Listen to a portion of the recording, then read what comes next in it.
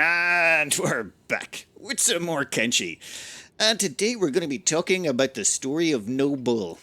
The story goes that when Noble was very young, they wanted to become the world's greatest thief. And they wanted to end up robbing the Traders Guild Bank.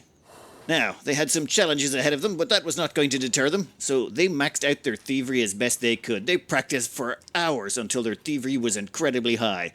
But they faced a few hurdles.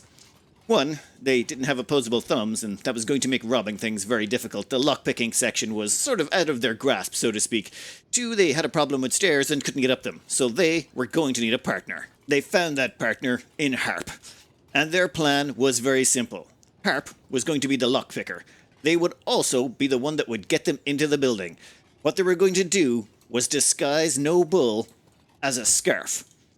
Then, disguised as a scarf, they would enter the building without anyone being any the wiser that Noble had managed to make their entrance. Then, what would happen was, Harp would be the one who would access all of the goods. They could simply go up to the counter, and then, because of Noble's incredibly high skills, they would simply steal it right out from under their noses. And no one even noticed. It was the perfect crime. All they would do is just delicately reach in and extract the riches with their hooves. If there were any locks to be picked, Harp would pick 'em.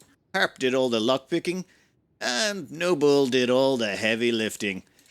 It was the perfect crime. Some areas were a little bit tricky, it seems. There were people watching the area, so they couldn't lockpick anything. So they came up with a sneaky plan. What would happen is, Harp would hide, and he'd let Noble act as a distraction.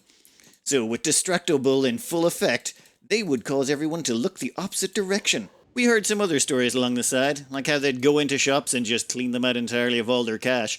And then, after they'd clean them out of all their cash, they'd then clean them out of all the things they'd just sold to them. So just on the way out the door, without the other guy even noticing, they'd nick back all the stuff they'd just sold them, leaving with all their money and everything they'd brought in with them, without anyone ever being the wiser. I heard tell of stories that they robbed from places I've never even heard from before. I don't know how much I believe those ones. I also heard tell that they did crazy stuff like they sold things back to people that they'd just stolen from them. And they got away with it. It's like they had this weird magical power and people would just buy the stuff back off them. I think that bull may have had a silver tongue. Last I heard, they'd retired to a beach somewhere safe. They either paid someone off or done something to get some protection so they were sure no one would ever bother them. I like to think that somewhere out in Kenshi there's someone who's retired and had a nice happy life.